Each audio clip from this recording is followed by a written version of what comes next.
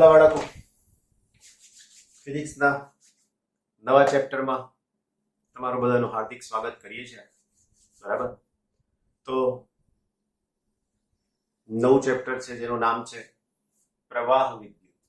કેમ વિદ્યુત પ્રવાહ નહીં કહેતા હોય, અને પ્રવાહ વિદ્યુત કેમ કીધું છે? રીઝન બહુ સામાન્ય, કે વિદ્યુત ભારનો પ્રવાહ છે. પ્રવાહ છે પણ શેનો? વિદ્યુત ભાર. પ્રવાહ અલગ અલગ હોઈ શકે છે, એટલા માટે થોડુંક નામ બદલીને મૂકીશું પ્રવાહ વિદ્યુત. તમે જાણકાર છો, નાના હતા ત્યારથી તમને વિદ્યુત પ્રવાહની સાથે રિલેટેડ બાબતોનો અનુભવ છે જ. ક્યાંય કોઈ પણ લાઈવ જીવંત વાયરને અડકવાની ના પાડવામાં આવે છે. કેમ એ પણ ખબર છે, કોઈ અનુભવ કરવા નથી માંગતું ને. અને જેને અનુભવ થયો હોય ને એને પૂછી જોજો, સુખદ નહીં દુઃખદ જ હશે. રાઈટ? આકાશમાં થતી વીજળી એ પણ એક પ્રકારનો વિદ્યુત ભારનો બહુ જ મોટા પ્રમાણમાં જથ્થો ગતિ કરે છે. એ જ છે. આજે કદાચ આપણી લાઈફ, આપણું જીવન જો આ વિદ્યુત ભાર ગતિ કરવાનું અટકાઈ દે, બંધ કરી દે, તો શું થાય ખબર પડી જાય. ઉનાળાની ભર બપોરે પંખા નીચે એસીમાં બેઠા હોય, બરાબર, ઘરમાં એસી ના હોય તો પંખો ના હોય તો એસી, જે હોય તે, બરાબર, તો શું હાલત થાય આપણને ખબર છે. તો એ વિદ્યુત પ્રવાહ કઈ રીતે રચાય છે, એની સાથે કઈ કઈ લાક્ષણિકતાઓ જોડાયેલી છે, એ બધું આ ચેપ્ટરની અંદર સમજવાનું છે. ઉપકરણો કેવી રીતે કામ કરે છે, એની ઇનિશિએશન કેવી રીતના થાય છે, બધું આની અંદર આવશે. શરૂઆત કરીએ આપણે વિદ્યુત પ્રવાહથી જ. બરાબર, નામ બદલી નાખ્યું પાછું, વિદ્યુત પ્રવાહથી. અલગ અલગ પદાર્થમાં વિદ્યુત ભારનું વહન અલગ અલગ રીતે થાય. શરૂઆતમાં હું કહું છું કે મારી પાસે એક વાહક પદાર્થ છે. હજુ પાછા આગળ પ્રકાર પાડીશું ત્યારે વધારે સારી રીતે સમજાઈશું. વાહકનો મતલબ કે જેમાં વિદ્યુત ભારનું વહન સરળતાથી થાય અને વાહક કહેવાય. તો મારી પાસે આવો કોઈ એક વાહક પદાર્થ છે.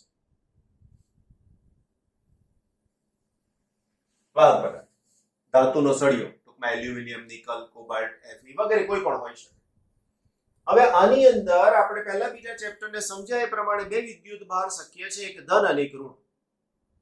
અંદર કોની ગતિ થાય છે એવું મને ખબર નથી, તો હું એવું માની લઉં છું કે એક બાજુ જતો વિદ્યુત ભારનો જથ્થો પ્લસ ક્યુ છે, તો ઓટોમેટિકલી બીજી બાજુ જતો વિદ્યુત ભારનો જથ્થો માઇનસ ક્યુ હોઈ શકે છે. આ બંનેના મૂલ્યો સમાન હોય પણ ખરા, ના પણ હોય સંખ્યાની દ્રષ્ટિએ. તો આનું પરિણામ ધારો કે હું લખું તો Q is equal to Q1 અથવા તો Q plus minus Q. જો આનો જવાબ 0 થઈ જાય તો નથી તો આમ વિદ્યુત ભાર ગતિ કરતો કે નથી તો આમ વિદ્યુત ભાર ગતિ કરતો. આવી સ્થિતિની અંદર આમાંથી પ્રવાહ વહેતો નથી. પણ જો not equal to 0 હોય તો એવું શક્ય બને કે આ બાજુથી આ બાજુ 10 જાય ધન, તો આ બાજુથી આ બાજુ 8 જાય તો બે આ બાજુ વધારે લાગે. આવા સંજોગોમાં વિદ્યુત ભારનું મૂલ્ય શૂન્ય ન થવાને કારણે કોઈ એક દિશામાં વિદ્યુત ભારની ગતિ શક્ય બને છે. અને આ ગતિ કરતો વિદ્યુત ભાર એ સમયની સાથે સમપ્રમાણમાં બદલાય છે. હવે જો સમયની સાથે સમપ્રમાણમાં બદલાતો હોય બંને બાજુ જતો વિદ્યુત ભાર, તો એની સાથે સંકળાયેલી ભૌતિક રાશિ જેને આપણે વિદ્યુત પ્રવાહ કહેવાના છીએ, એનું સૂત્ર લખી શકાય Q ના છેદમાં. તો I is equal to સૂત્ર થઈ શકશે Q upon T. એકમ સમયમાં થતા વિદ્યુત ભારની ગતિ, જથ્થો, એને કહેવામાં આવે છે વિદ્યુત પ્રવાહ. કોઈ પણ વાહકના આડછેદમાંથી, અને આડછેદ કહેવાય, આજે અહીંયા બતાવીએ છીએ, એને નામ આપી શકીએ છીએ આડછેદ. તો કોઈ પણ વાહકના આડછેદમાંથી પસાર થતો વિદ્યુત ભારનો જથ્થો એટલે જ વિદ્યુત પ્રવાહ. રાઈટ? સાથે સાથે આને થોડી અલગ રીતે સમજવાની કોશિશ કરીએ. ધારો કે સમય t છે, તો આમાંથી પસાર થતો વિદ્યુત ભારનો જથ્થો q છે. ધારો કે સમય t plus delta t થઈ ગયો, તો આની અંદરથી પસાર થતો વિદ્યુત ભારનો જથ્થો હવે થઈ શકશે q થી વધીને q plus delta t. જો હું આ બેનો ડિફરન્સ લઈ લઉં વાલાઓ, તો થાય ડેલ્ટા t. તો આ બેનો ડિફરન્સ લઈ લઉં તો થાય ડેલ્ટા q. એનો મતલબ એવો થયો ને કે ડેલ્ટા q જેટલા સમયની અંદર, સોરી, ડેલ્ટા t જેટલા સમયની અંદર ડેલ્ટા q જેટલો વિદ્યુત ભાર ગતિ કરી શકે છે. તો આનો મતલબ શું થાય? તો હવે પ્રવાહને લખી શકું I is equal to delta q by delta t. Right? હજુ જો મારે સૂક્ષ્મ બનાવવું છે તો આને આવી રીતે પણ લખાય I is equal to limit delta t tends to 0, delta Q by delta આવું થઈ શકે અને આના ઉપરથી લખી શકાય કે I is equal to dq by dt right તો આ થઈ શકશે શું તો કે આ થઈ શકશે વિદ્યુત પ્રવાહ વ્યાખ્યા આપી આપણે કે વાહકના કોઈ પણ આડછેદમાંથી એકમ સમયમાં પસાર થતો વિદ્યુત ભારનો જથ્થો એટલે જ વિદ્યુત પ્રવાહ કરેક્ટ તો આ જે વિદ્યુત પ્રવાહ છે એનો એકમ શું હોય છે તો તમને ખબર છે પ્રમાણે કે I નો એકમ થઈ શકશે એમ્પિયર પણ એમ્પિયર બને કેવી રીતના તો કે q વિદ્યુત ભારનો જથ્થો એને કુલમ્બ અને એનો છેદમાં સમય એટલે ટાઈમ t તો સમયનો એકમ લખી શકીએ છીએ સેકન્ડ તો કુલમ્બ અપોન સેકન્ડ જેને આપણે એમ્પિયર પણ કહી શકીએ છીએ તો આના ઉપરથી તમે એમ્પિયરની વ્યાખ્યા આપી શકો છો વાહકના કોઈ પણ આડછેદમાંથી એકમ સમયમાં 1 કુલમ્બ વિદ્યુત ભારનો જથ્થો પસાર થાય તો તેમાંથી વહેતો વિદ્યુત પ્રવાહ 1 એમ્પિયર છે વાલાઓ જ્યારે વાહકના આડછેદમાંથી 1 એમ્પિયર પ્રવાહ પસાર થતો હોય કેટલા ઇલેક્ટ્રોન એક આટલું બોલો એટલામાં કેટલા પસાર થાય would you believe 6.25 something into 10⁻² ગણતરી કરીને કેજો 10 ની ઘાત વિચારજો 1 એમ્પિયર પ્રવાહ 1 એમ્પિયર પ્રવાહ કેટલા ઇલેક્ટ્રોન અરાઉન્ડ 10 ની 18 19 20 21 22 આટલી બધી ઘાતની સંખ્યામાં એક આટલા પાતળા તારમાંથી આ તો જાડો બતાવ્યો છે આપણા ઘરમાં જે વાયરિંગ છે ને એમાં બહુ પાતળો તાર છે છતાં એમાંથી એટલા બધા ઇલેક્ટ્રોન પસાર થાય છે અને એના જ કારણે આપણા બોડીને કરંટ લાગવાની સંભાવના જ્યારે તમે આવા કોઈ જીવંત તારને અડકી જાઓ છો બહુ જ મોટા પ્રમાણમાં આપણા જથ્થા વિદ્યુત ભારનો જથ્થો પસાર થઈ જાય છે રાઈટ ઘણું બધું નવું જાણવા મળશે આ ચેપ્ટરની અંદર બેઝિક ઇન્ફોર્મેશન આપણી પાસે અલગ અલગ પ્રકારના વાહક પદાર્થો છે ચર્ચા કરી કે આ વિદ્યુત પ્રવાહ ક્યાં રચી શકાય છે તો ક્યાં રચાય છે વિદ્યુત પ્રવાહ જો આપણે સાદા એટમોસ્ફિયર વાતાવરણની વાત કરીએ તો સૌથી નીચેનું સ્તર વાતાવરણનું જેમાં ભારે ભારે વાયુના અણુઓ રહેલા છે hydrogen oxygen nitrogen carbon dioxide carbon monoxide બધા બહુ છે પણ જેમ જેમ જેમ તમે ઉપર જાઓ છો તેમ તમને માહિતીની ખબર છે કે સૌથી ઉપરના સ્તરમાં માત્ર બે જ વસ્તુઓ છે એક ઇલેક્ટ્રોન અને ધન વિદ્યુત ભારિત કણ અને બહુ જ ઓછી સંખ્યામાં તટસ્થ પરમાણુ એ હાઇડ્રોજન હિલિયમ જેવા બાકી ભારે તો હોય જ નહીં ઓક્સિજન નાઇટ્રોજન એ તો લોકો રહેવા ઉપર જતા રહે પછી તકલીફ પડે રહેવું ક્યાં વિદ્યુત પ્રવાહની જે વાત છે એ ત્યાં પ્રવાહ બહુ જ મોટા પ્રમાણમાં રચાય છે આકાશમાં જ્યારે વીજળી થાય છે આ તો વીજળી આપણે નીચલા લેયરમાં જોઈએ છે ઘર્ષણ થાય છે ને વાદળોની વચ્ચે ત્યાંની વીજળી જોઈએ છે એના ઉપર તો આવું ટ્રીમેન્ડસ પ્રમાણમાં થાય છે દેખાતું નથી સમજાતું નથી રાઈટ બીજી વાત વિદ્યુત વિભાજ્યનું દ્રાવણ રાસાયણિક કોષ શીખ્યા તમે રાસાયણિક કોષ સૂકો કોષ બીનો કોષ એટલે બીનો નહીં ભાઈ ગૌણ કોષ આવશે આપણે ફિઝિક્સમાં આ ચેપ્ટરમાં જ રાઈટ તો એની અંદર આવે છે રાસાયણિક દ્રાવણ અથવા શબ્દ વાપરીએ છીએ વિદ્યુત વિભાજ્યનું દ્રાવણ આ વિદ્યુત વિભાજ્યના દ્રાવણમાં શું હોય વાલા બચ્ચાઓ તો એની અંદર તમને ખબર છે ને ગૌણ કોષમાં શું વપરાય તો કે H2SO4 નું દ્રાવણ કયા સ્વરૂપમાં હોય તો કે 2H પ્લસ SO4 માઇનસ આ સ્વરૂપે હોય તો હવે આના કારણે શું થાય તો કે આના કારણે વિદ્યુત ભાર એક ઇલેક્ટ્રોડ થી બીજા ઇલેક્ટ્રોડ પર જાય તો અહીંયા ધન અને ઋણ આયનની ગતિથી વિદ્યુત પ્રવાહ રચાય છે સમજાયું આવો વાહક પદાર્થ હોય તો એમાં કોના કારણે રચાશે તો કે આવા વાહક પદાર્થની અંદર મુક્ત ઇલેક્ટ્રોન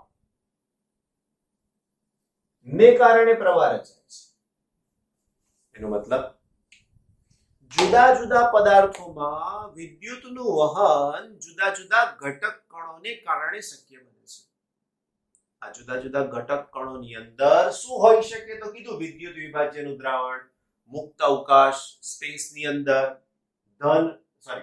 ઘન વિદ્યુત ભાર વાહકની અંદર મુક્ત ઇલેક્ટ્રોન હોય આવું તો ઘણું બધું પોસિબલ છે આગળ આવવાનું છે હજુ પાછું તો તે વખતે પાછું બીજું કંઈક નવું સમજાવીશું અર્ધવાહક તો એની અંદર પાછું વિદ્યુતનું વહન અલગ રીતે થાય તમે જે મોબાઈલ વાપરો છો એની અંદર ઘણા બધા અર્ધવાહક છે સેમિકન્ડક્ટર કહેવાય એ બધાની અંદર પાછું અલગથી વિદ્યુતનું વહન થાય સમજાય છે ને થવું તો જોઈએ, નહીં તો મોબાઈલ કામ કરતો બંધ થઈ જાય, એની અંદર બેટરી આવે ને, ડિસ્ચાર્જ થઈ ગઈ, ઝીરો, કશું જ નહીં, રાઈટ? તો આ બધી બેઝિક ઇન્ફોર્મેશન હતી પ્રવાહ વિદ્યુતની સાથે રિલેટેડ. આપણે આ જ એક્ઝામ્પલને આગળ વધારવા માંગીએ છીએ.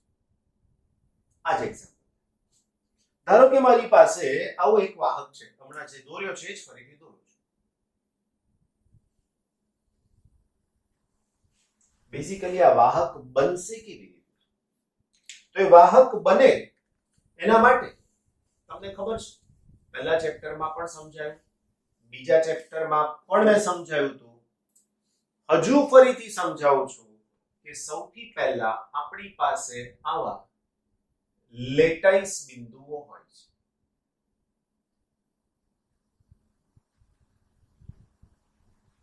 આ લેટાઈસ બિંદુઓ એ માત્ર ત્રિપરિમાણમાં બિંદુઓની ગોઠવણી છે, બીજું કશું છે જ નહીં. હવે આની ઉપર શું ગોઠવાય? તો કે આની ઉપર જ્યારે કોપરને તમે મૂકો ને, તો કોપર પહેલા પરિણામસી કોપર +2 ઇલેક્ટ્રોન માઇનસ આવું થશે.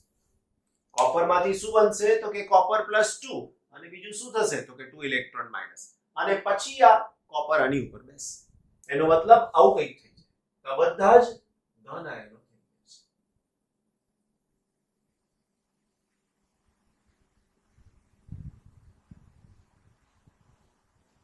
હવે આની સાથે દરેકે પોતપોતાના 2 ઇલેક્ટ્રોન આપી દીધા.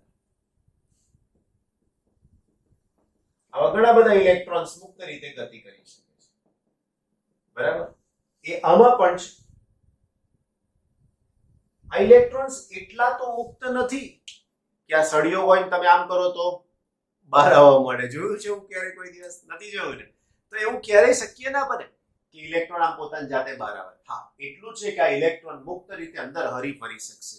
4-5 ઇલેક્ટ્રોન આમાં આવ્યા તો 5-6 આમ ગયા, પાછા બીજા 2-4 આમ ગયા, કેટલા કેમ કેટલા આપણે અહીં ફરી આવીએ. હવે એને ગતિ ઉર્જા મળશે ક્યાંથી? તો વાલા તાપમાન છે, તાપમાનને કારણે ગતિ ઉર્જા મળે. આ બધા ધન આયનો છે બચ્ચા પાર્ટીઓ, આ બધા કોપર +2 છે એટલે આ બધા જ ધન આયન છે, એટલે ઇલેક્ટ્રોન ઋણ, આ ધન, તો પાછું એને કંઈક ને કંઈક આકર્ષણ બળ લાગવાનું ને, તો આવી રીતના એની ગતિ શક્ય બનશે, રાઈટ? તો આપણે એની અંદર ગતિ કરવા લાગશે. બીજું, આ સ્થિતિમાં જો હું અહીંયા ઊભો હોય, દેખાય નહીં હો, ખાનગી વાત છે, અહીંયા ઊભા છીએ એવું આપણે માનીએ, તો આમથી આમ જતા 100 ઇલેક્ટ્રોન હોય તો આમથી આમ પણ લગભગ 100 ઇલેક્ટ્રોન જાય. ફરીથી એકવાર, અહીંયાથી અહીંયા 100 ઇલેક્ટ્રોન જાય તો આમથી આમ પણ લગભગ 100 ઇલેક્ટ્રોન જાય. લગભગ બોલું છું. તો હાલમાં પ્રવાહ વહેતો નથી. આ જ વસ્તુ અહીંયા છે. મારે આમાંથી પ્રવાહ વહેતો હોય એવું કંઈક કરવું હોય તો શું કરવાનું? બહુ સરળ રીત છે બચ્ચા ભાઈ. આની બંને છેડાની પ્લેટ્સને આ બાજુ અને આ બાજુ અવાહક પ્લેટ લગાડવાની અને એવું વિચારવાનું કે આ પ્લેટ પર એક બાજુ -q ને બીજી બાજુ +q વિદ્યુત ભાર આવી જાય. તમે કહેશો સર આ તો કેપેસિટર થયું. હું ક્યાં ના પાડું છું? શક્ય છે, પણ અવાહક પ્લેટ કીધી છે, ચાલે, વાંધો નહીં. આની અંદર ઇલેક્ટ્રોન છે, એવા જ ઇલેક્ટ્રોન આમાં પણ છે. શું થશે બચ્ચા પાર્ટી? જલ્દી બોલજો. શું થશે? તો કે આની અંદરના જે આવા મુક્ત ઇલેક્ટ્રોન હતા એ બધા જ આ બાજુ બળ અનુભવશે. અનુભવશે કે નહીં? તો કે હા. કેમ? તો કે આકર્ષણ બળ લાગશે. આનાથી અપાકર્ષણ બળ લાગશે. એવું સમજો કે 100 ઇલેક્ટ્રોન આવી અને અહીંયા ગોઠવાઈ ગયા, તો આમાંથી 100 ઇલેક્ટ્રોન અંદર આવી ગયા. અલ્ટિમેટલી તમને ગતિ આ બાજુ મળી. તો આવી જે ગતિ રચાય એ વિદ્યુત પ્રવાહ રચે છે એવું કહેવાય. કોઈ એમ કે સર આની જગ્યાએ બેટરી જોડી દઈએ તો એકદમ બેસ્ટ. આની જગ્યાએ જો તમે બેટરીને કનેક્ટ કરી દો અને પ્લસ અને માઇનસ, તો હવે આ બે જરૂર પડશે નહીં, ઓટોમેટિકલી કામ થયા કરશે. સમજો છો ને શું કહેવા માંગીએ છીએ? ઓટોમેટિક કામ થયા કરશે. બસ આ જ પરિસ્થિતિ આપણે જોઈએ છે. આ બેટરીનું ફંક્શન કેવી રીતે થાય છે એ પણ આ ચેપ્ટરમાં સમજીશું. આની અંદર શું થાય છે એ પહેલા હાલમાં સમજી લઈએ. આ બધું બેઝિક ક્રાઇટેરિયા હતો. અગત્યનું સૂત્ર હાલમાં જે સમજ્યા છીએ તે આ છે આપણી પાસે. બસ આ ઇમ્પોર્ટન્ટ સૂત્ર છે. આના ઉપરથી ઘણા બધા દાખલા ભૂતકાળમાં પૂછાય, 1 માર્ક્સ અને એમસીક્યુ લેવલમાં. સમજાવું છું પછી જ્યારે સૂત્રો સમજાઈએ છે તે વખતે, રાઈટ? ટોપિક નંબર 3.4 આગળ જે સમજ્યા હતા એમાંથી અગત્યનું શું હતું મેં તમને કહી દીધું. હવે આ ચેપ્ટરનો બેઝિક પોઈન્ટ સ્ટાર્ટ થઈ રહ્યો છે, જે આવડવો જ જોઈએ એ પ્રમાણે થશે. ઓમનો નિયમ બહુ પહેલાથી શીખતા આવ્યા છો, પણ હાલમાં કંઈક નવું અને સાબિતી સાથે તમને શીખવા મળશે. ઓમનો નિયમ સ્ટેટમેન્ટ આપું કે શું હોઈ શકે છે? નિશ્ચિત ભૌતિક પરિસ્થિતિમાં રાખેલા વાહકમાંથી, આ વાહક છે, વિદ્યુત પ્રવાહ વહેતો હોય ત્યારે તેના બે છેડા વચ્ચેનો વિદ્યુત સ્થિતિમાનનો તફાવત, બરાબર, અને તેના વિદ્યુત પ્રવાહનો ગુણોત્તર અચળ હોય છે, અથવા તો એ વિદ્યુત સ્થિતિમાનનો તફાવત એ વિદ્યુત પ્રવાહના સમપ્રમાણમાં હોય છે, રાઈટ? જો હું લખું તો લખી શકું v is proportional to I થાય. ચલે છે ની નિશાની દૂર કરી દઉં તો લખી શકાય v is equal to IR, અને આના ઉપરથી જ લખી શકો છો R is equal to V upon. ફરીથી એકવાર સ્ટેટમેન્ટ, નિશ્ચિત ભૌતિક પરિસ્થિતિમાં રાખેલા, આનું કારણ શું?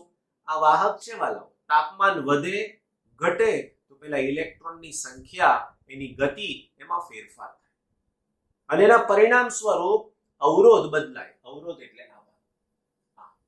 એ ના ચાલે, એટલા માટે કયો શબ્દ વાપર્યો? નિશ્ચિત ભૌતિક પરિસ્થિતિમાં રાખેલા. ઓમનો નિયમ તો જ સાચો છે જો પ્રવાહ વહેતો હોય. પ્રવાહ તો જ વહે જો વિદ્યુત સ્થિતિમાનનો તફાવત હોય. અહીંયા ઊંચું સ્થિતિમાન, અહીંયા નીચું સ્થિતિમાન. આપણા ઘરે પ્રવાહ કેમ આવે છે? જીબી પાસેનું સ્થિતિમાન ઊંચું છે, જે સબસ્ટેશન છે ને, પાવર સબસ્ટેશન, ત્યાં સ્થિતિમાન ઊંચું છે એટલે આપણા ઘરે આવે છે, રાઈટ? તો આ સ્થિતિમાનનો ફેરફાર થાય અને એની સાથે આ I એટલે કે પ્રવાહનો ગુણોત્તર અચળ મળે છે, અને આ અચળને અવરોધ એવું કહીએ છીએ. તો લખી શકીએ જ્યાં R બરાબર અવરોધ છે, રાઈટ? આનો એકમ લખવો હોય તો શું થાય? તો આનો એકમ લખવો હોય તો લખી શકાય વોલ્ટના છેદમાં એમ્પીયર. બીજો એકમ લખવો હોય તો ઓમ, આવું પણ લખાય. એના પછીનો એકમ લખવો હોય તો watt, WATT, James Watt, power W upon A square. આ બધા એના અલગ અલગ એકમ છે, રાઈટ? એનું પારિમાણિક સૂત્ર અવરોધનું લખવું હોય તો M1 L2 T - 3 A - 2 બનાવી શકો છો તમે તમારી જાતે. ધોરણ 12 માં આવી ગયા એટલે બધું સમજાઈ શકાય છે. તો આ થયું ઓમનો. આ અવરોધ નામની પ્રોપર્ટીને ડિટેલમાં સમજી રહ્યા છીએ એવું ધ્યાન રાખજો. અવરોધ નામની પ્રોપર્ટી શેના પર આધારિત છે? તો હમણાં સમજાયું તે પ્રમાણે. તો આ R એ કઈ બાબતો પર આધારિત છે? તો નંબર 1, વાહકના પરિમાણ પર આધાર રાખે છે. ચાલો, પરિમાણ એટલે આ લંબાઈ, એને પરિમાણ કહેવાય. આડછેદનું ક્ષેત્રફળ, એને પણ પરિમાણ કહેવાય. બીજું, વાહકના પ્રકાર પર આધાર રાખે છે. વાહકની જાત, જાતનો મતલબ પ્રકાર. એલ્યુમિનિયમ છે, કોપર છે, કોબાલ્ટ, નિકલ, Fe વગેરે. ત્રીજું છે તાપમાન પર પણ આધાર રાખે છે. ચોથું અને બહુ જ થોડા અંશે દબાણ.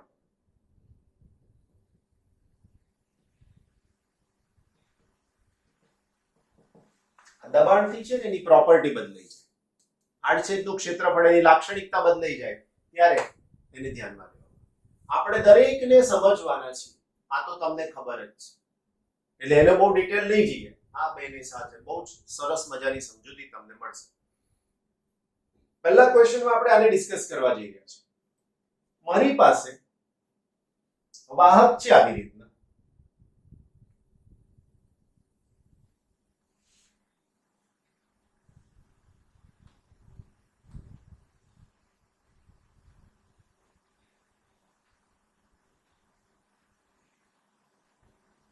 હવે આપણે શું કરીએ છીએ? તો તો આ વાહક બે ભાગમાંથી બનેલું છે. હવે એટલે આને 1 નંબર આપીએ અને આને 2 નંબર. આ 1 નંબરના વાહક અને 2 નંબરના વાહક માટે જો હું લંબાઈની વાત કરું મિત્રો તો આની લંબાઈ l છે તો આની લંબાઈ પણ l છે. આના આડછેદનું ક્ષેત્રફળ a છે તો આ પણ એટલું જ છે ને આ પણ એટલું જ છે. બધા સરખા જ છે. હવે તો કે હું આને બેટરી સાથે જોડી દઉં છું આ બાજુના. તો આની સાથેનું સ્થિતિમાન v હશે તો આની સાથેનું સ્થિતિમાન પણ v હશે. સમજાય છે? અહીંયાનું સ્થિતિમાન v તો અહીંયાનું સ્થિતિમાન પણ v હશે કારણ કે બે તાર છે. હવે એ પરિસ્થિતિમાં મારે આ સૂત્રને લખવું છે. તો આ સ્થિતિ માટે સૂત્ર થઈ શકશે અવરોધ R 2v ના છેદમાં I. આવું કેમ થયું? આને C કોમ્બિનેશન કહીએ છે, કમ્બાઇન્ડ અવરોધ છે એવું કહીએ છે. તો હાલો અહીંથી પ્રવાહ પસાર થયો અને જવા માટેનો એક જ માર્ગ મળ્યો. બેટરી જોડવાની વાત કરી હતી હો બચ્ચા પાર્ટી મેં. તમારી બુકમાં ને બેટરી જોડીને આપ્યું નથી પણ આપણે જોડી દઈએ. લો તમને ખબર પડે એટલા માટે, રાઈટ? જોડી. તો પ્રવાહ અહીંથી આમ જાય છે. પ્રવાહ અહીંથી આમ જાય છે. તો આ પ્રવાહ જે જાય છે એ આને ને આને સરખો જ મળશે. પણ જે સ્થિતિમાન મળશે બંનેની સમાંતરે આમ એ સ્થિતિમાન v v એટલે શું થાય 2. હવે એક્ચ્યુઅલી તમે અવરોધનું સૂત્ર શું લખ્યું તો કે R v/I. તો હવે આ સૂત્રમાં લખી શકાય 2 v/I. પણ મારા વાલાઓ v/I તો R છે. એનો મતલબ RC 2R. કોઈ મને કહેશે કે મેં બે પરિમાણ એટલે કે ક્ષેત્રફળ અને લંબાઈ એમાંથી કયું પરિમાણ વધાર્યું તો અવરોધ વધ્યો? તો તમે તરત કહેશો કે સર લંબાઈ. તો અહીંયા હું લખી શકું કે અહીં R is proportional to L. સમજાઈ ગયું ને? નાઈસ. હવે હું આવા જ એક વાહક માટે બીજો પ્રયોગ કરું છું. જો આવો જ એક વાહક છે. સેટ સાઈઝ થોડીક મોટી છે, રાઈટ? શું કરવું છે તો કે આ જે આડછેદનું ક્ષેત્રફળ છે ને એને હું બે ભાગ કરી દઉં છું.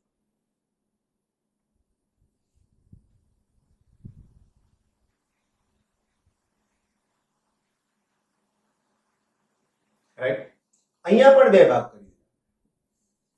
એટલે આડછેદનું ક્ષેત્રફળ જે હવે a હતું એ અહીંયા થઈ ગયું a/2 અને અહીંયા પણ થઈ ગયું a/2 ને બચ્ચો પાર્ટી લંબાઈ તો l જ રહી. લંબાઈ l જ રહી. તો હવે બરાબર ધ્યાન રાખજો. પાછો હું આને બેટરીથી જોડી દઉં. હા, પ્લસ માઈનસ જોઈ લેજો. જો હું આને બેટરીથી જોડી દઉં છું તો જે પ્રવાહ આ આખા વાહકમાંથી I પસાર થતો હતો એ હવે બે ભાગમાં વહેંચાઈ ગયો. એનો મતલબ કે આ ઉપરના વાહકને પ્રવાહ મળ્યો I/2 અને નીચેના વાહકને પ્રવાહ મળ્યો I/2. હવે આ જે વાત કરી હતી આના માટેની એ જ વાત મારે અહીંયા કરવી છે. તો આ બીજી સ્થિતિમાં અવરોધને નામ આપું R1. તો R1 હું આ સૂત્રને આના માટે લખવા જઈ રહ્યો છું. તો વિદ્યુત સ્થિતિમાનનો તફાવત એક જ વાહક છે ને એટલે v જ રહેશે. તો હું અહીંયા લખીશ v. પણ પ્રવાહ કેટલો થઈ ગયો તો કે I/2 થઈ ગયો. હું એક માટે લખી રહ્યો છું, ધ્યાન રાખજો. ફરીથી કહું છું, આ એકના માટે લખી રહ્યો છું. એટલે પ્રવાહ થઈ ગયો I/2.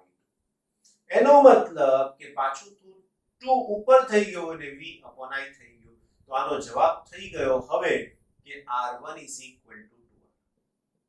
પાછું સાબિત થઈ ગયું. તો જેવું અહીંયા તમને મળ્યું R is proportional to L. લંબાઈ વધી તો અવરોધ વધ્યો. બરાબર? પણ અહીંયા આડછેદનું ક્ષેત્રફળ ઘટ્યું તો અવરોધ વધ્યો. ફરીથી એકવાર, આડછેદનું ક્ષેત્રફળ ઘટ્યું, અડધું થયું ને, તો અવરોધ વધ્યો. માટે અહીંયા લખી શકાય R is proportional to 1. ક્ષેત્રફળ વધે તો અવરોધ ઘટે. ક્ષેત્રફળ આખું હતું એમાંથી અડધું થયું, ઘટ્યું તો અવરોધ વધ્યો. યસ. તો આ બંનેને કમ્બાઇન્ડ કરીએ તો તો એ કમ્બાઇનેશન વાળો જે ફોર્મ્યુલા મળશે તે આવું કંઈક હશે બચ્ચા પાર્ટી. લખી શકાય માટે r is proportional to l upon a. r is proportional to l upon a. ચલે છે ની નિશાની દૂર કરી દો તો r is equal to rho into l upon a. Right? સમજાઈ ગયું? તમે કહેશો સર આ રો નવું શું આવ્યું? લખું છું બટ એકદમ સહેલું જ છે. સમીકરણ નંબર 1 અહીંયા હો, જ્યાં રો બરાબર અવરોધકતા. નવી ભૌતિક રાશિ આવી અવરોધકતા. અવરોધ અને અવરોધકતામાં શું ફરક? બહુ ફરક નથી. અવરોધ જ્યારે કોઈક વાહકમાંથી વિદ્યુત ભાર ગતિ કરે તો એ વિદ્યુત ભારની ગતિને રોકવાના, અપોઝ કરવાના ગુણધર્મને અવરોધ કહે છે. અવરોધ. અવરોધકતાના સૂત્રની માહિતી જો હું આમાંથી લખું તો rho is equal to r into a upon l થઈ શકશે. રાઈટ? હવે આના ઉપરથી હું વ્યાખ્યા આપીશ. એકમ લંબાઈના એકમ આડછેદનું ક્ષેત્રફળ, એકમ લંબાઈના એકમ આડછેદનું ક્ષેત્રફળ ધરાવતા અવરોધને તેની અવરોધકતા કહે છે. લંબાઈ એકમ, આડછેદનું ક્ષેત્રફળ એકમ, અવરોધ ને શું કહેવાય? એની અવરોધકતા. એકમ શું થશે મને કહેશે? બહુ સહેલો એકમ. અવરોધનો એકમ ઓમ, ક્ષેત્રફળ મીટર સ્ક્વેર, ના છેદમાં મીટર, કેન્સલ, તો આનો એકમ થશે ઓમ મીટર. થઈ ગયું? શું થયું? એકમ ઓમ મીટર. આનાથી આગળ એક ડાયમેન્શનલ ફોર્મ્યુલા મૂકી દેવાની તમારે. થઈ જશે ને? મીટર ગુણાકારમાં આવશે m1 l2 l3 t - 3 -2. બસ. ઓકે. હવે થોડીક બીજી ચર્ચા કરીએ આપણે. બીજી ચર્ચા. હું ઓમનો નિયમ લખું છું.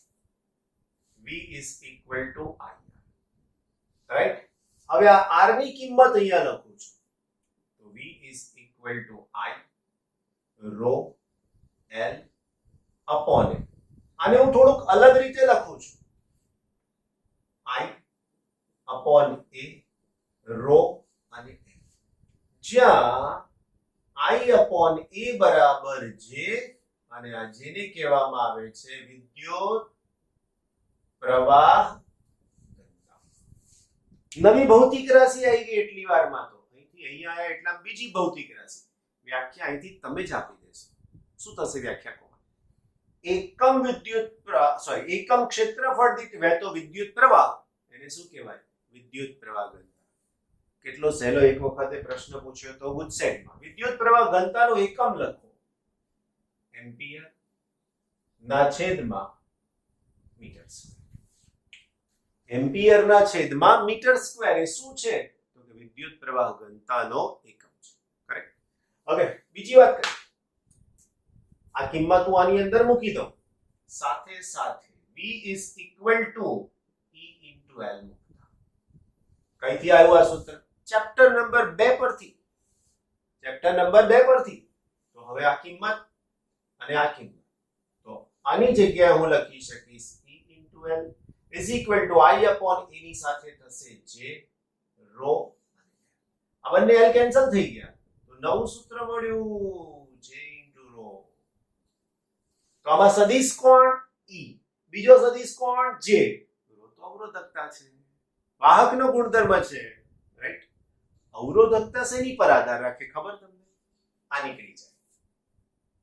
બાકીના 3 એની અંદર આવે. ફરીથી અવરોધકતા શેની પર આધાર રાખે? તો ક્યાં નીકળી જાય? બાકીના 3 આવે. isn't it? Very good. નાઉ પાછું હજી નવું કંઈક આવે છે હો. rho is equal to 1 upon sigma. તો sigma is equal to 1 upon rho. જ્યાં sigma બરાબર વાહકતા. વ્યાખ્યાના ઉપરથી અવરોધકતાના વ્યસ્તને વાહકતા કહે છે. અવરોધકતાના વ્યસ્તને વાહકતા કહે છે. વાહકતાનો એકમ આના ઉપરથી 1/, ઓમ મીટર. એનું વ્યસ્ત કરી નાખો તો અહીંયા થઈ જશે ઓમ -1 એમ -1. આનો વ્યસ્તનો જવાબ આપું હો, આને કહેવાય, આને શું વંચાય ખબર છે? MHO, મો. MHO. આને શું વંચાય? તો કે OHM, ઓમ. એવું આને શું વંચાય? MHO, મો વંચાય. મો મીટર -1, આને કહેવાય ઓમ મીટર.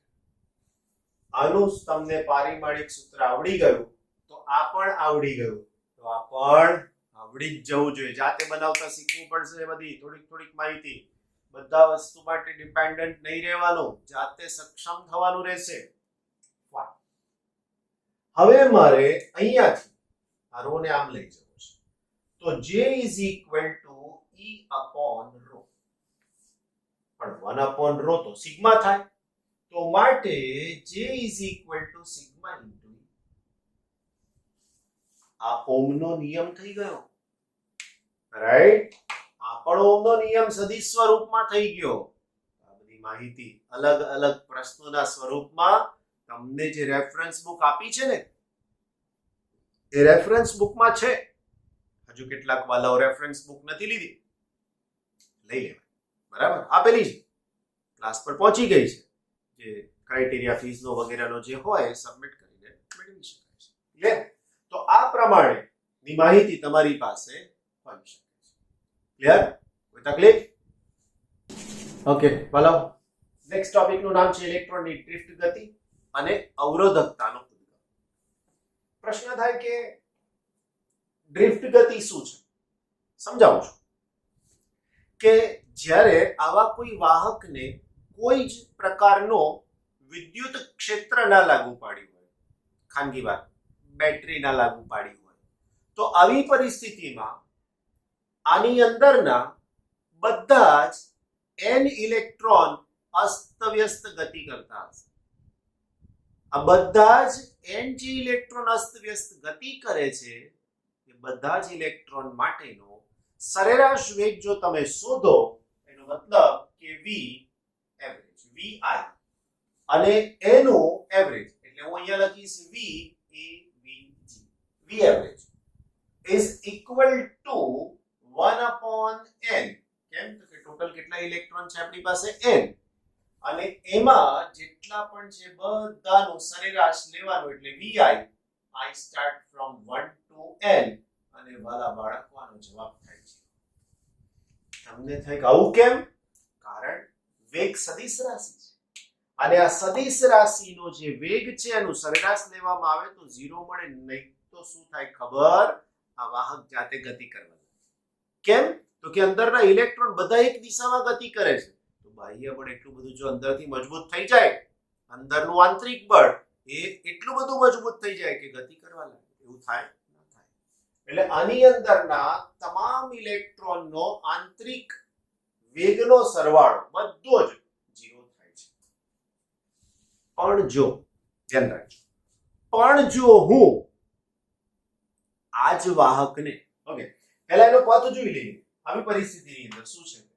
તો આવી પરિસ્થિતિમાં વાહકની અંદરના કોઈ ઇલેક્ટ્રોનનો પથ અહીંયાથી ઇલેક્ટ્રોનની ગતિની શરૂઆત કરે. આ ઇલેક્ટ્રોન અહીંથી જઈને અહીંયાના કોઈ આયન સાથે અથડાયો, અહીંયા અથડાયા પછી એ પાછો અહીંયા અથડાયો, અહીંયા અથડાઈને પાછો અહીંયા ગયો, અહીંયા જઈને પાછો અહીંયા આવ્યો. આવી રીતના એ સતત ગતિ કરતો આગળ વધે છે. હવે આ ઇલેક્ટ્રોનની જે ગતિ થઈ એ દરમિયાનમાં એને આ બધું અંતર કાપ્યું, રાઈટ? હવે તો કે અંતર કાપ્યું એ વખતે આપણે વિદ્યુત ક્ષેત્ર લગાડ્યું નહોતું, તો ઇલેક્ટ્રોન ક્યાંથી ક્યાં પહોંચતો તો વાલાઓ? ઇલેક્ટ્રોન A થી શરૂ કરી અને B સુધી પહોંચતો. પણ જો મેં વિદ્યુત ક્ષેત્ર લગાડ્યું હોત, વિદ્યુત ક્ષેત્ર એટલે પાછું બેટરી, પ્લસ અને માઇનસ, જો મેં આવા વાહકને, આ વાહકના એક જ ઇલેક્ટ્રોનની વાત થઈ રહી છે, હો, આવા વાહકને જો મેં વિદ્યુત ક્ષેત્ર લગાડ્યું હોત, તો હવે આ ઇલેક્ટ્રોન પ્રવેગિત થાય. એટલે ઇલેક્ટ્રોન પ્રવેગિત થશે, અને એ પ્રવેગ કેટલો હોય ખબર છે? A is equal to -EE upon m. તમે કે સરસ સૂત્ર ક્યાંથી લાયા? ખરેખર તો ચેપ્ટર 1 માંથી આવેલું સૂત્ર છે. માત્ર બે બળને તમારે સરખાવવાના. એક F = ma અને બીજું F = EE. આગળ માઈનસ નિશાની ઇલેક્ટ્રોનના વિદ્યુતભારની છે. આપણને શું પ્રશ્ન છે? કઈ નહીં, રાઈટ? તો જ્યારે આવું વિદ્યુત ક્ષેત્ર આને લગાડવામાં આવે ત્યારે શું થાય? તો ત્યારે બે વસ્તુ થાય. પહેલું શું થશે? તો કે ઇલેક્ટ્રોન વિદ્યુત ક્ષેત્રની દિશામાં ના, એનાથી વિરુદ્ધ દિશામાં આગળ વધે. કેમ? તો કે વિદ્યુત ક્ષેત્ર પ્લસ થી માઈનસ હોય. એટલે આ અહીંયા પ્લસ, અહીંયા માઈનસ. ઇલેક્ટ્રોન આ તરફ ગતિ પામે. હવે ધારો કે અહીંયા વિદ્યુત ક્ષેત્ર આમ છે, રાઈટ? એનો મતલબ કે પ્લસ અહીંયા છે, માઈનસ અહીંયા છે. તો આ ઇલેક્ટ્રોન માટે આવી કોઈ શક્યતા વિચારી શકાશે. હવે જે ઇલેક્ટ્રોન બી સુધી પહોંચતો તો એની જગ્યાએ ક્યાં પહોંચ્યો વાલાઓ? બી' સુધી. તો આ વધારાનું સ્થાનાંતર કોના કારણે કપાયું? તો કે જે વધારાનું વિદ્યુત ક્ષેત્ર લગાડ્યું હતું ને એના કારણે જ કપાયું છે. તો આ વધારાના સ્થાનાંતરને અનુરૂપ જે વેગ મળ્યો, ધક્કો મળ્યો, એને નામ આપીએ છીએ આપણે ડ્રિફ્ટ, રાઈટ? જો આગળ ડ્રિફ્ટ નો મતલબ પાછો સમજાવીએ છીએ. આવા વિદ્યુત ક્ષેત્રની અસર હેઠળ એની ગતિમાં શું થાય ખબર? અહીંથી નીકળેલો ઇલેક્ટ્રોન અહીંયા અથડાય એ દરમિયાનમાં આવા વિદ્યુત ક્ષેત્રની અસર હેઠળ પ્રવેગિત થશે. જોરથી દોડતો દોડતો જશે, દોડ દઈને અથડાઈ ગયો, બેહી જશે સાથે. પાછો ધીમે ધીમે ધીમે તમારી ગેમની જેમ પાછો ધીમે ધીમે ધીમે ધીમે ઉર્જા મેળવશે, પાછો અહીંયા અથડાશે, દોડ દઈને પાછું આવું ને આવું ચાલ્યા કરશે. આ પ્રકારની જે ગતિ થાય છે એમાં અહીંયાથી ઉર્જા મેળવતો મેળવતો મેળવતો આને અથડાવ જોરથી, પાછી ઉર્જા 0. પાછો આ રીતે પ્રવેગિત થયો, પાછો અથડાયો, પાછી ઉર્જા 0. પાછો પ્રવેગિત થયો, પાછું આગળ વધશે, આમ આગળ વધતો વધતો જશે. આવી સ્થિતિમાં એ ઇલેક્ટ્રોનનો પરિણામી વેગ જે મળશે એને હું vi વડે દર્શાવું છું. I નંબરના ઇલેક્ટ્રોન is equal to આમાંના એક ઇલેક્ટ્રોનનો જે વેગ હતો એને હું કહીશ vi. વધારાનો કેટલો એને વેગ મળશે? તો કે આ પ્રવેગ મળ્યો તો એની સાથે સમયનો ગુણાકાર કરી દો એટલે minus e m into t. કોની વાત થઈ રહી છે? તો કે I નંબરના ઇલેક્ટ્રોન. હવે તમે પૂછશો સર આ આવ્યું કઈથી પાછું? વાલાઓ તમે નાની નાની બાબતોને સમજી જ લો. પ્રવેગ બરાબર વેગના છેદમાં સમય થાય માટે વેગ બરાબર પ્રવેગ ગુણાકારમાં સમય. આ હકીકત મેં અહીંયા વાપરી અને આ તો આઈમાં કણનો વેગ છે જ. આ પરિણામ થયું અને આ શરૂઆતનો વેગ છે એટલે આ નાનું બતાવ્યું છે. આ વેગનો સિમ્બોલ મોટો છે. તમને તકલીફ પડતી હોય તો તમે આ સિમ્બોલને આવું લખી નાખો. પણ મેં પહેલું લખ્યું હતું ને બચ્ચા પાર્ટી એ બુકનું હતું એટલે લખ્યું હતું યાર એવું, બરાબર ને? નેક્સ્ટ આ સૂત્ર થઈ ગયું. આ કોનો વેગ બતાવે છે? આવા કોઈ ઇલેક્ટ્રોનનો. ક્યારે? જ્યારે આવું પ્રવેગિત ક્ષેત્ર લાગુ પાડ્યું ત્યારે. એ કોણ હતું પ્રવેગિત ક્ષેત્ર તરીકે? વિદ્યુત ક્ષેત્ર. બસ. હવે જ્યારે આવા 1 2 3 4 5 બધા બહુ ઇલેક્ટ્રોન લો તો પણ અથવા એક જ ઇલેક્ટ્રોન લો તો પણ અહીંયાથી અહીંયાનો સમય જુદો હશે, આ સમય જુદો હશે, આ સમય જુદો હશે, અહીંયા પહોંચવાનો સમય જુદો હશે. વધારે પણ હોય, ઓછો પણ. આનું સરેરાશ લેવું પડે.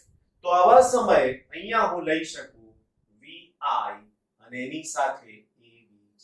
Average is equal to vi avg plus minus લેવાના છે minus EE upon m into TI અને એની સાથે AVG. એટલે આ સમયનું પણ એવરેજ. AVG નો મતલબ એવરેજ ને એવરેજ એટલે સરેરાશ. માટે હવે આ એવરેજ ને નામ આપી દઈએ છીએ VD. ધેટ મીન્સ આવું લખાય VI AVG is equal to VD. D નો મતલબ ડ્રિફ્ટ is equal to 0. આ પદ 0 થઈ ગયું. કોના અનુસાર? આના અનુસાર જોઈ લો. V એવરેજ એનો જવાબ 0 થઈ જશે. Right, minus E upon m into TIAVG. હવે આ TIAVG ની જગ્યાએ હું નવી ભૌતિક રાશિ મૂકી દઈશ T. આ પણ સમય જ છે. તો છેલ્લું સૂત્ર મળી ગયું મૂલ્ય લેતા. Okay, VD is equal to minus E upon m into T. Minus મૂલ્ય લેતા આ સૂત્ર શું થઈ શકશે? તો કે VD is equal to E upon m into T. Right, આ એનું પરિણામ. કોઈ મુશ્કેલી નહીં, એકદમ સહેલામાં સહેલું છે, એકદમ સહેલામાં સહેલું છે. રાઈટ, આ ટી ને ઇલેક્ટ્રોનની બે ક્રમિક અથડામણ વચ્ચેનો સમય કહે છે.